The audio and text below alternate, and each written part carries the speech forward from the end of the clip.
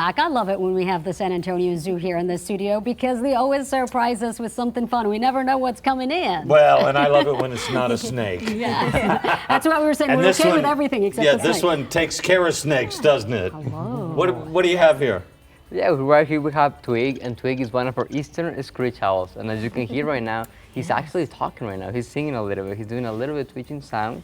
So that's the way they're gonna be able to communicate in the wild. Can he mimic sounds? So that's exactly the sound that he's gonna be making in the wild. So there's kind of like a lot of people think that all of the owls gonna make that hoot sound, but he actually doesn't make that sound. He's so tiny. He's one of the smallest species of owl out there. He is so cute. Like, it's hard not to just reach over and grab him and touch him, but I know I'd get in trouble if I did. So No, you might get a little nip on your finger too. Yeah. Reach over. Yeah, and do. no. Now, The they don't claws. just make little sounds. They make pretty loud sounds too. Yeah, so some of the species of owls, they can make giant, like big sounds too. They're depending on the size and species of each one. But yeah, these guys, not only the biting, but also they have strong talons. That's why I had to use a glove right here. Yeah. They have super strong talons and they're very sharp. They're gonna be able to use to catch their prey. yeah, so in general, I read something about like how owls' feathers helps them fly silently. Exactly. So the way that thought the that's so feathers are cool. specialized, so a regular bird, they're gonna have the feathers kind of like with their hand closed. So the wind's gonna be blowing by and they're gonna make a lot of sound.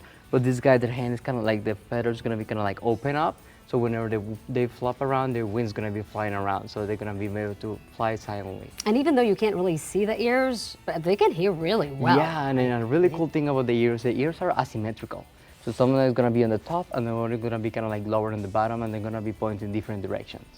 And it's really good to have. I was telling you, I have a couple owls. Now they're bigger ones. They're barn owls or something, hoot owls around the house. It's great. If you're lucky enough to have an owl around your house, you're pretty fortunate. Unless you have a small dog, I guess.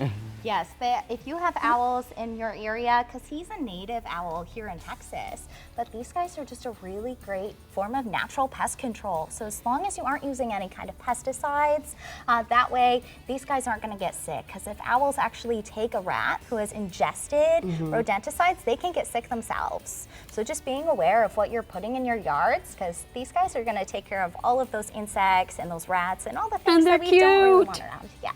And he's so camouflaged too. You couldn't see him if Yeah. you were sitting on a tree. Right. That's amazing. Yes. And he's a curious little one, isn't he? Like, He his eyes is. are just wide open, and you could see. It just seems like he wants to say something. Say it, come on, Twig. Yeah. Oh, There it is. almost I'm on telling cue. you, he understands what's happening. Definitely. Heather and Andrea with San Antonio Zoo, thanks for bringing Twig, Yes. right? Yeah. Thanks for bringing Twig. Twig by this morning. It's cool. All right, coming up.